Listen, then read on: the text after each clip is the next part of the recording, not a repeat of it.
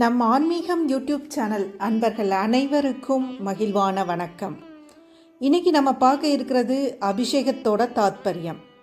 நமது இந்து சமயத்தில் ஒவ்வொரு செயலுக்கும் பல உள்ளர்த்தங்கள் உண்டு.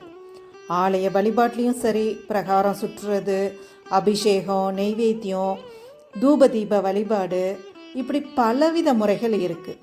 இறைவனுக்கு பல பொருட்கள் மூலமாக அபிஷேகம் நடைபெறுது. இதோட தாத்பரியம் என்ன?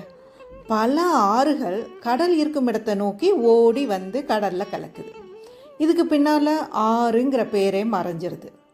இது போல தான் மனிதர்களும் தம்மை இழந்து பரமாத்மாவாகிய கடவுள்கிட்ட ஒன்று சேரணும்.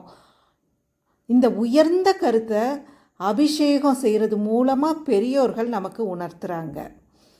மீண்டும் ஒரு புதிய பதிவில் நாளை இணைவோம். நன்றி.